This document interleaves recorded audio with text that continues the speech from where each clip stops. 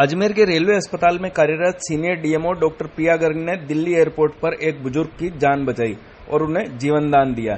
Doctor प्रिया गर्ग अपने पति doctor Ramakant के साथ दिल्ली एयरपोर्ट पर जब अपनी फ्लाइट का इंतजार कर रही थी, इसी दौरान एक बुजुर्ग को हार्ट स्ट्रोक आया और वह गिर पड़े।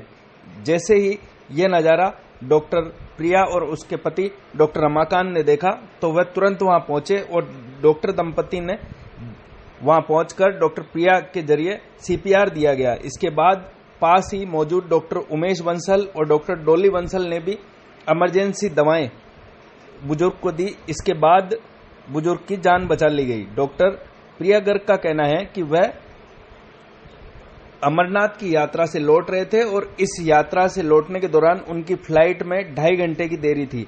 वह जब एयरपोर्ट पर अपनी फ्लाइट का इंतजार कर रहे थे, इसी दौरान एक बुजुर्ग व्यक्ति वहां पर गश खाकर गिर पड़े। जैसे ही वे वहां पहुंची तो उन्हें हार्ट स्ट्रोक होने का आभास हुआ। इसके बाद उन्हें सीपीआर दिया गया। लगातार सीपीआर देने के बाद साथ ही उन्हें इमरजेंसी दवाइयां भी दी गई, जिसके चलते उनकी जान बचा ली गई। बाद में एयरपोर्ट अथॉरिटी की ओर से मशीनें लाकर उनकी पल्स की जब जांच की गई तो सामने आया कि उनकी पल्स अब नॉर्मल चल रही थी।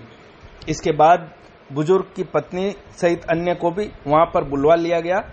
इस संबंध में आपको बता दें कि रेलवे की ओर से भी उन्हें शुभकामनाएं दी गई। हम लोग अमरनाथ यात्रा से वापस आ रहे थे। हमारी कनेक्टिंग फ्लाइट श्रीनगर से दिल्ली से फिर जयपुर के लिए थी। जो हमारी फ्लाइट दिल्ली से स्टार्ट होनी थी वो कुछ 2.5 घंटे लेट थी, तो हम लोग वहाँ पे दिल्ली एयरपोर्ट पे ही रुके हुए थे। और फूड कोर्ट एरिया में हम लोगों का 15 लोगों का ग्रुप था, बट फूड कोर्ट एरिया में और सब लोग इधर उधर आपस में बिखरे हुए थे, क्योंकि 2.5 घंटे का समय बहुत बड़ा होता है। मैं और मेरे हस्बैंड डॉक्टर रमाकांत गोयल हम लोग वहाँ फूड कोर्ट में पिज़्ज़ा वाले शॉप पे थे, और ये जो अंकल थे वो शायद कॉफ़ी वाले शॉप के जस्ट बाहर थे, जो कि बिल्कुल पास में ही थे। हमने अंकल को गिरते हुए देखा और जैसे ही वो गिरे तो फिर हम उनकी तरफ भागे।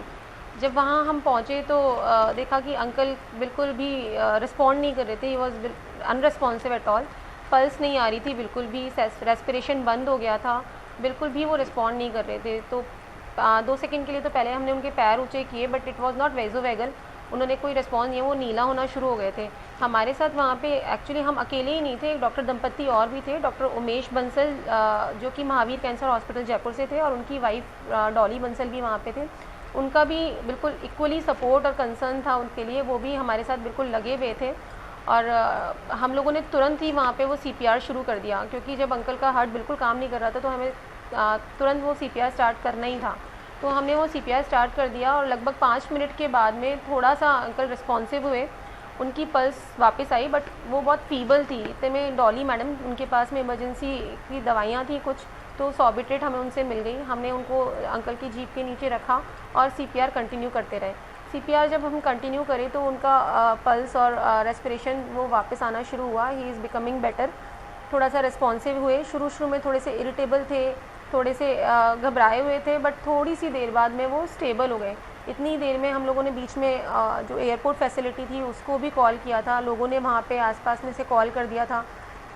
तो एयरपोर्ट फैकल्टी के जो लोग थे वो भी वहाँ आना शुरू हो गए। उनके पास SpO2 मॉनिटर था और ग्लूकोमीटर था, तो वो हमने चेक किया तो पल्स उनकी रेगुलर आ गई थी, सैचुरेशन बेटर हो गया था। और अंकल का फ़ोन उनके पास था, कोई भी रिलेटिव वहाँ पे उनके साथ में नहीं था। जब वो होश में आए तो हमने वो एक्चुअली फ़ोन भी स्क्रीन लॉक्ड था, तो हम लोग उसको ओपन ही नहीं कर पा रहे थे। जब वो होश में आए तब उनका स्क्रीन लॉक खुलवाया गया। तो उनसे पूछा तो उनकी वाइफ उनके साथ में वहाँ एयरपोर्ट पे थी, पर वो कहीं और थी। तो उनको कॉल किया, फिर उनकी वाइफ वहाँ आई और फिर एयरपोर्ट फैसिलिटी के साथ में उनको हमने व्हीलचेयर पे भेजा। ये वो घटनाक्रम था दिल्ली एयरपोर्ट टर्मिनल 2 के फूड कोर्ट एरिया की ये घटना है। मैम, आजकल हार्ट स्ट्रोक के से काफ़ी सारे पेशेंट आ रहे हैं। यदि आप तो डॉक्टर थे, यदि ऐसा हो जाए तो आम जन को क्या मैसेज देना चाहेंगे, उनको क्या करना चाहिए इस टाइम?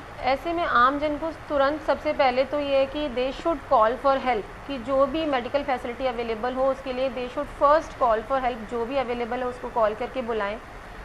और आप बेसिक लाइफ सपोर्ट एक ऐसी चीज़ है जो कि आम जन सीख सकता है। सीपीआर जो ये कार्डियोपल्मोनरी रिससिटेशन है उसके 2 भाग होते हैं, एक बेसिक लाइफ सपोर्ट, एक advance life support. Basic life support में जो मैंने किया वो था हैंड्स ओनली सीपीआर, जिसमें आपको सिर्फ और सिर्फ आपके हाथों का यूज़ करना होता है। ये कोई भी लेमैन, कोई भी आमजन इसको सीख सकता है। इसके छोटे छोटे वर्कशॉप 1 दिन के 2 दिन के ऑर्गेनाइजेशंस लगाते हैं मेडिकल कॉलेज लेवल पे, और इवन जो क्लब्स वगैरह होते हैं ना, ये रोटरी क्लब वगैरह, ये लोग, ये ऑर्गेनाइजेशंस जो होते हैं, ये सिखाने के लिए, आगे होके लोगों को प्रमोट करने के लिए लगाते हैं। तो ये हमको सीखना चाहिए। ये बहुत इजी होता है, ऐसा नहीं है कि सिर्फ डॉक्टर कर सकते हैं, ये कोई भी कर सकता है। इसमें कोई मेडिकल इक्विपमेंट की ज़रूरत नहीं होती उसमें। और एडवांस लाइफ सपोर्ट जो है वो हम हॉस्पिटल सेटअप में कर सकते हैं, उसमें हमको दवाइयों की और मेडिकल फैसिलिटीज़ की, इंजेक्शंस की ज़रूरत पड़ती है। आपका नाम? मेरा नाम डॉक्टर प्रिया गर्ग है, मैं सीनियर डीएमओ हूँ रेलवे अस्पताल अजमेर में।